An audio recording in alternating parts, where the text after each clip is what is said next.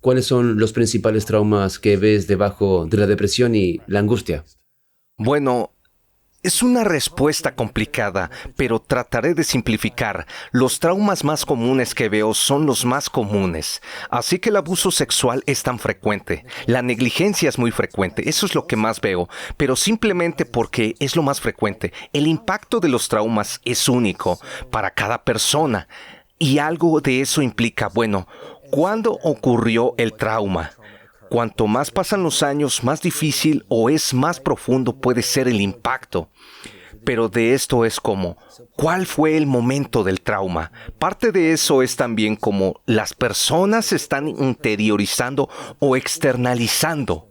Las personas que se exteriorizan pueden ser muy francas y tener un impacto negativo en el mundo, ya sea desde el punto de vista político o desde el punto de vista de la violencia o del abuso o del daño a los demás. Hay personas que están traumatizadas y repiten ese trauma en otros. Ciertamente no son todos, pero es un fenómeno conocido y es la exteriorización de la sensación de tal teoría y tal vulnerabilidad en el interior. La forma de tratar de ganar dominio es ser abusivo con los demás, lo cual puede comenzar con niños que intimidan a otros niños, hasta niños que repiten el mismo trauma sexual o de relación como adulto que fue perpetrado en ellos. Ahí vemos cómo alguien es más propenso a ser externalizado que las personas que están internalizando. Ahí es cuando vemos la depresión, ansiedad, aislamiento, trastornos del sueño porque no pueden controlar su mente. Y el último factor es el tipo de brújula emocional que tenemos. Es decir, hay personas que pueden ser muy resistentes y tener muchos traumas, y luego hay personas para las que las cosas que podríamos a gran escala considerar relativamente leves, les impacta de manera muy significativa porque es un trauma emocional meticulosamente afinado. Tenemos que decir bien, ¿cuál es el trauma? ¿Qué está haciendo el trauma en esta persona? Tenemos que ver qué tipo de mecanismo de apoyo tienen. Hay mucho que hacer. Tal vez no sea una respuesta a tu pregunta, pero pone de manifiesto los factores implicados. Sí. ¿Qué le sucede a nuestro cerebro cuando experimentamos un gran trauma, especialmente en edad formal? Sí, el cerebro, ahora tenemos la capacidad de mirar lo que está pasando en el cerebro. No de la manera, esperemos que algún día, pero decir, mira, ¿cómo está funcionando tu cerebro? ¿Qué parte está más activa? ¿Qué partes se comunican con otras? El trauma, por ejemplo, hace que el sistema vigilante en nosotros sea más activo. Si tomas personas que son similares en muchos aspectos, es lo máximo que podemos conseguir. Pero un grupo tiene un trauma realmente significativo, el otro no. Ahora de nuevo, es una ciencia inexacta, pero puedes dividir en dos grupos y luego ves si alguien sin trauma ven a una persona que se acerca a ellos, las partes del cerebro que están interesadas en como, bueno, ¿quién eres? ¿Cómo te acercas a mí? ¿Cuál es el contexto? ¿Hay algo colaborativo o interesante? Quiero estrechar tu mano, estoy interesado. Pero si ves a través de la lente del trauma, todo viene a través de la vigilancia, que es como te estoy mirando. ¿Vas a hacerme daño?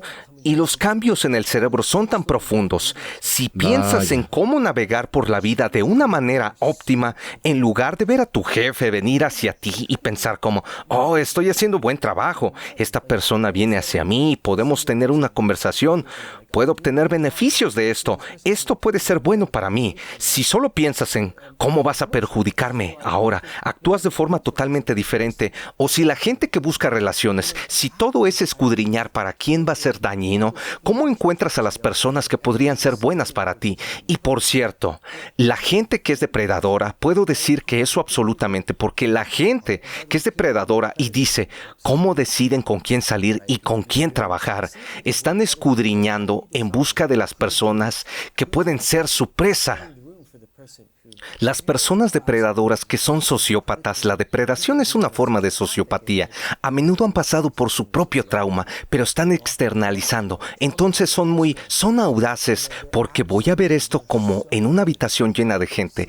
Y sé decir de la mayoría de las personas, conozco a la mayoría de la gente y sé quién es vulnerable. Y ahora hay alguien más en la sala que también sé que es un depredador y esa persona que comparte conmigo es quien está interesado y quedo impresionado. Vaya. Sin embargo, es probable que ni siquiera No, estén no lo pensando en hacen. ello. Es algo que ocurre inconscientemente. Sí, sí, porque pueden ver cosas como el lenguaje corporal, los microcambios afectivos, cómo mantienes la mirada de otra persona si miras a otro lado. Es tener algún tipo de entrenamiento. Yo mismo puedo ver algunos aspectos, pero estoy lejos. Es decir, como psiquiatra durante 20 años no soy tan bueno en eso, como un depredador, porque eso está en ellos naturalmente. Eso es solo en ellos. Sí.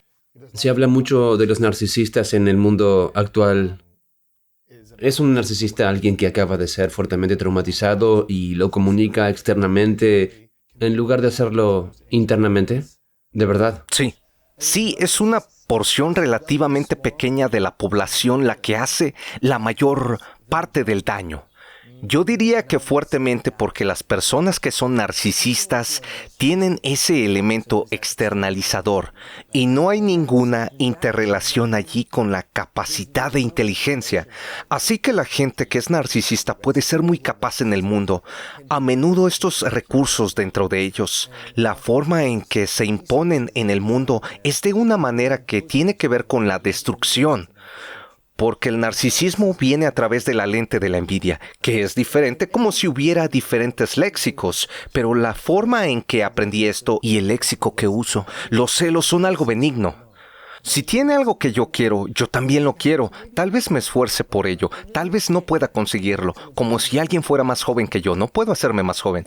Hay otras cosas en las que puedo colgar mi sombrero de cómo me siento. La envidia es muy diferente, la envidia es destructiva y quiere derribar a los demás para decir, yo estoy aquí y tú estás aquí, no necesito venir aquí, puedo hacerte caer.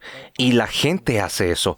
Un ejemplo clásico es de los hombres que silban a las mujeres, es decir, ¿cuántas veces una mujer se ha dado la vuelta y ha dicho, me has silbado, vamos a tener una cita? Nunca. Pues no está diseñado para ser eficaz en lo que uno podría pensar como, oh, es una manera de abrir alguna posibilidad. No es eso. Es un sentido de deseo, un sentido de ira y frustración que entonces dice, hey, no puedo quitarle eso a esa persona, lo que sea, su belleza o su juventud, no se lo puedo quitar, pero puedo hacer que se sienta mal. De verdad. Puedes silbarles y ahora esto se siente como depredador y ser atacado y la gente describe lo que se siente. No se siente bien. Eso es envidia. Es decir, no puedo tener lo que tú tienes y no puedo quitártelo, pero hay algo que sí puedo hacer. Puedo hacer que te sientas mal contigo mismo. No importa que tengas esa cosa que yo quiero. Yo ya te las quité. Y es ahí donde el narcisismo que viene a través de esa lente de la envidia y la capacidad, cuando veo la destrucción masiva, ya sea en una familia o tal vez en nuestro paisaje político, y mira, ¿cuáles son las raíces de eso? Muy a menudo se llega al narcisismo. No nos damos cuenta de los inmensos peligros que se supone no reconocer con qué se trata. Y lo hicieron. Eso es sobre el yo. Y esa persona está atrapada en un pozo sin fondo. Nunca te sientes bien sobre ti. Puedes quitarle todo a todo el mundo.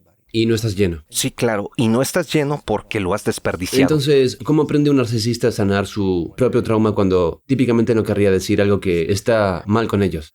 Sí, es muy difícil. La gente que sufre de narcisismo, si es interno, más bien si se internaliza, incluso entonces es difícil porque hay mucha vergüenza asociada a ello. Y para admitir o reconocer cualquier cosa, se necesita lo que se llama fuerza del ego, o el del viejo sentido del ego como, ¿qué es lo bueno de nosotros? Nosotros en nuestro mejor momento, nuestro mayor enfoque, se necesita la fuerza del ego para decir cosas difíciles sobre el yo. Así que la gente que sufre de narcisismo muy raramente se somete al tratamiento. De verdad, sí. Muy raramente. Se resistirían a la terapia durante años, ¿verdad? Muy raramente. Cuando vienen a tratamiento suele ser por algo externo. Como si estuvieran obligados o se sintieran forzados. Bueno, la familia de esa persona dice, mira, no vuelvas a menos que te comportes adecuadamente. Se ven O obligados se han a hacerlo. metido en algún problema legal y hay que hacer un trabajo de terapia. A menudo hay elementos de compulsión, como ser más propenso a buscar ayuda como humanos y para los que somos menos propensos. El narcisismo es una fuerte defensa contra la vergüenza y la inadecuación. Entonces puedes ver cómo eso cae en la categoría de personas que son mucho más propensas. Así que cuando vamos a buscar ayuda y es toda una estructura defensiva, no se trata de que que la gente pueda separar. Como yo sé quién soy y sé cómo soy cuando me deprimo, y no me gusta eso porque no soy yo como para estar letárgico y no me levanto de la cama y no estoy ahí para la gente que quiero. No me gusta eso y quiero volver a ser yo. Es diferente cuando lo que sucede es parte de la estructura del personaje. Bueno, la persona, y hace falta mucho valor para reconocer algo así y decir, mira, quiero mejorar eso en mí mismo y sé que tengo que mirar realmente las dificultades y he trabajado con gente que hace eso. De verdad, Simplemente no lo ves. es raro. Sí. ¿Cuándo suele ocurrir que acudan a ti? ¿Es como si un mundo se desmoronara o como si tuvieran una crisis masiva? Es Sí. entonces cuando finalmente están como, de acuerdo, me rindo.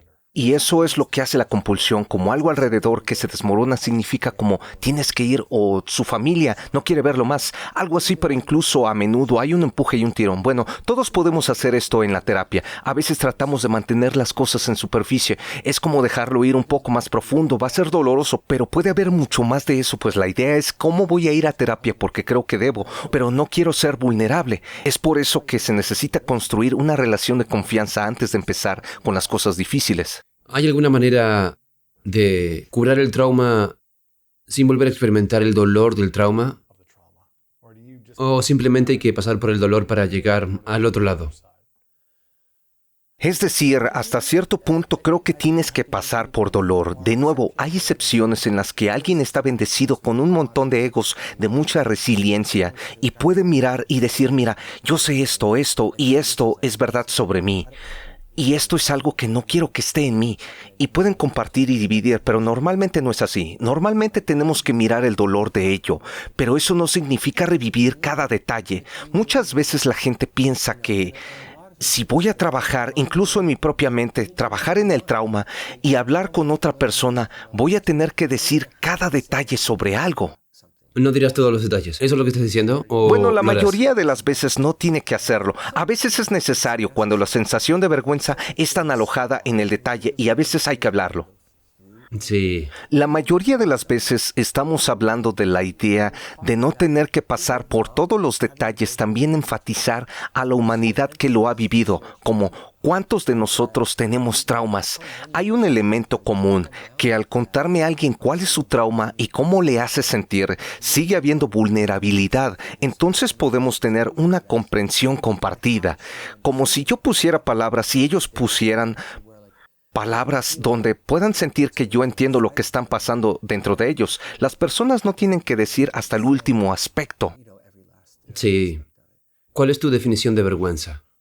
La vergüenza, existe esta idea de afecto central y es solo una especie de tecnicismo, pero los efectos son una especie de despertar en nosotros. A menudo pensamos en la excitación como algo sexual y podrías ver cómo es eso, como algo que excita a una persona sin elección. Muchas cosas se han despertado en nosotros. Alguien se para, se pone delante de ti, te empuja, el miedo o la ira se despierta y sabemos que recorre el cuerpo de la persona y ves cambios en la conducta de la piel. La persona se está preparando para luchar o huir y los patrones centrales cambian y entonces lo saben. Sí. Eso es interesante. El conocimiento de ello viene después porque eso es menos importante para, digamos, mantenerse vivo. Lo mismo ocurre con la vergüenza que se despierta en nosotros y es solo este horrible sentimiento de pavor del yo. Y piensas, ¿por qué hay estos efectos centrales en nosotros?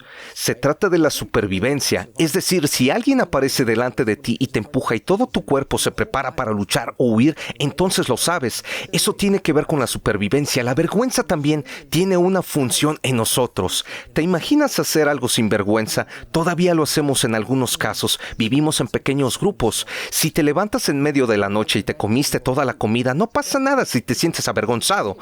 Se te impone la vergüenza al día siguiente. Es como no vuelvas a hacerlo porque eso podría acabar con la vida de todos. Así que tiene una función, pero cuando se despierta y no se despierta por una buena razón, como si uno no hubiera hecho algo vergonzoso, pero se despierta por ese sentimiento de vulnerabilidad.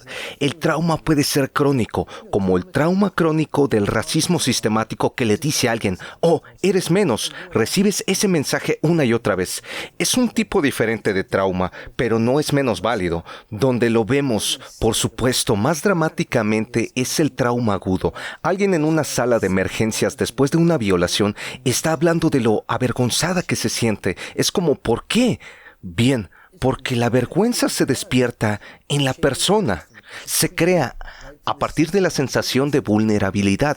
Entonces, si esa persona no tiene una ruta, es decir, como por supuesto, ¿qué se creó en ti? Y ahora tenemos que hablar de qué hacer con él, porque si no, sabemos lo que hará, irá dentro de ti. Ahí empiezan los cambios en el sistema inmunológico. Esa persona tiene más probabilidades de tener un problema autoinmune más adelante en la vida, de tener enfermedades cardiovasculares, más probabilidades de deprimirse, más probabilidades de abusar de sustancias. Eso es lo que sucede con la vergüenza. Vamos a ver eso. Si podemos verlo en una sala de emergencias, justo después de que haya sucedido, es un gran momento para hacerlo, porque se puede ayudar más a esa persona de forma aguda. Pero lo sorprendente es que podemos hacerlo 40 años después y seguir teniendo un impacto, porque un paralelismo con la salud física es un absceso, es una infección dentro de nosotros que está amurallada. A veces puede haber un absceso que no nos hace nada, pero la mayoría de las veces provoca síntomas, fiebre baja, fatiga, nerviosismo. No es bueno tenerlo dentro de nosotros y lo veremos avanzar, como lo haría un absceso durante años, años y años, donde esa cosa dentro de nosotros está girando todos esos pensamientos y sentimientos negativos, y podemos buscarlo, desbloquearlo, exponerlo a la luz, y entonces ya no tiene que hacer daño. Y hay una especie de simplicidad. El trauma hace que la vergüenza se despierte en nosotros, se amuralla y luego cambia nuestros sentimientos sobre nosotros mismos, que luego cambia nuestros recuerdos y luego cambia nuestro estado de ánimo, la ansiedad y el comportamiento. Hay una simplicidad en ello, y la verdad y lo mental se basa en la simplicidad. Muchas cosas son complicadas, pero que sean baratas no significa que sean fáciles, pero hay una simplicidad para entenderlas. Pero eso es una respuesta larga a tu pregunta. Pero así es como llegamos a lo que sucede desde el trauma. Despierta la vergüenza, y cómo llegamos a 40 años después y algo que ha rodado dentro de la persona y la ha dañado durante estos años. Específica en el cerebro que está involucrada en la depresión y la decepción, que si va a ese lugar y resulta que era el camino equivocado, hay una señal que realmente suprime la dopamina para que no repita ese error de nuevo. Entonces, no te rindes, simplemente no lo repites de nuevo.